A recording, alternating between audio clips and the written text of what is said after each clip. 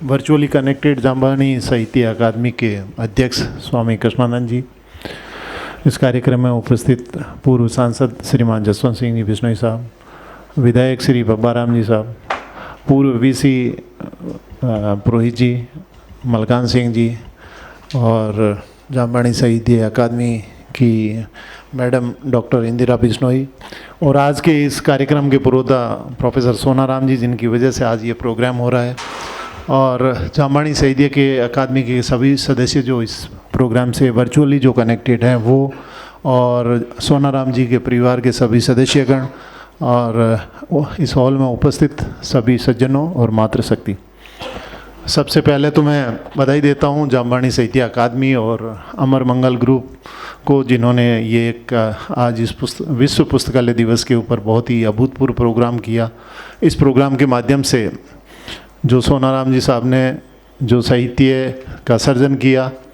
अपने life time में, जो कुछ हो सकता है इन्होंने खुद ने लिखा होगा, कुछ इन्होंने कहीं से कलेक्ट किया होगा, जो साहित्य कहीं एक गुड यूज़ में नहीं आ रहा था, कहीं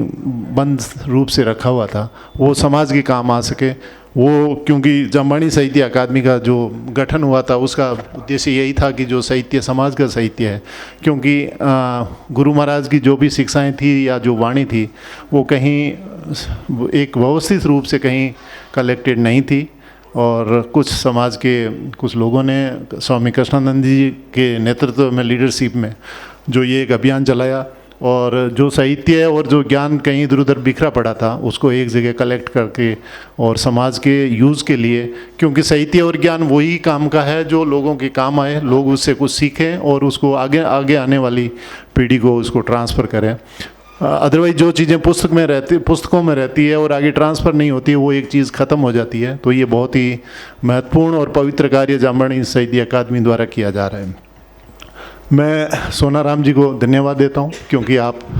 ने ये एक पवित्र कार्य जो अपने जीवन काल में आपने जो साहित्य आपके पास था, जो समाज के लिए काम आने के लिए ये एक प्रयास किया। अमर मंगल ग्रुप का भी, और सोनाराम जी के बारे में, इनकी व्यक्तित्व के बारे में तो सुरेंद्र जी ने विस्तृत रूप से बताया। मैं भी जब जोधपुर में पहली बार आया, लाचू कॉलेज में था, उस टाइम इनके बारे में काफ़ी सुना, परंतु जब मैं इंजीनियरिंग का एक छात्र था तो इंजीनियरिंग के छात्र प्राय एक वो कैफ़े है इंजीनियरिंग कॉलेज के बाहर ही, तो वहाँ पे स्टूडेंट सुबह शाम बैठे रहते थे। तो उस टाइम प्रोफेसर साहब भी अपनी टीम के साथ वहाँ बैठे रहते थे, बड़े ह्यूमरस मूड में रहते थे। तो हम लोग प्राय क्या होता था, वहाँ जाते थे तो प्रोफेसर साहब के पास चले जाते थे, तो इनसे काफ़ी इंटरेक्शन रहता था। और प्रोफेसर साहब वैसे तो इनकी समाज को जो कंट्रीब्यूशन है काफ़ी महत्वपूर्ण है। शुरू के दिनों में जब समाज में बहुत कम लोग जो शिक्षित थे, उस टाइम आप प्रोफेसर के रूप में आपने ज्वाइन किया और समाज के कई लोगों को, मेरे जैसे लोगों को आपने प्रेरित किया। आपका व्यक्तित्व काफ़ी, जैसा कि सुरेंद्र जी ने बताया, आपने रामदेव जी के ऊपर काफ़ी रिसर्च किया, उससे एक समाज को नाम जरूर मिला, क्योंकि एक दूसरे समाज के आराध्य के बारे में आपने रिसर्च की। उसके बाद मुझे क्योंकि बाद में हो सकता है साहब का लोगों ने जैसा बताया कि हो सकता है कब याददाश्त कम हो गई, पर एक साल पहले सोनाराम जी का मेरे पास लगातार फ़ोन आ रहे थे जब कोरोना बड़ा अपने पीक पे था।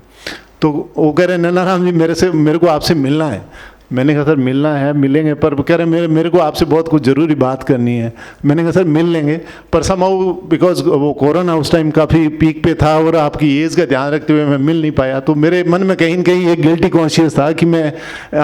इतने सीनियर आदमी के आग्रह के बाद भी मैं इनसे मिल नहीं पाया। पर जब इस प्रोग्राम के बारे में मिला, मानाराम जी का भी आग्रह था, तो मैंने लगा कि मैं नॉर्मली इस तरह के प्रोग्राम में जाता नहीं हूँ, पर मैं सोच के आया कि मैं एक बार सोनाराम जी से मिलूँगा ज़रूर। तो मैं माफ़ी चाहूँगा कि आपके आग्रह के बाद मैं उस टाइम आपके स्वास्थ्य के ध्यान रखते हुए मैं आपसे मिल नहीं पाया। एक बार पुनः मैं जाम्बानी साहित्य अकादमी के सदस्यों को और इसके ऑर्गेनाइजर्स को और अमर मंगल ग्रुप के लोगों को मैं बधाई देता हूँ और धन्यवाद भी देता हूँ, आपने मुझे इस प्रोग्राम में बुलाया। Thank you. धन्यवाद।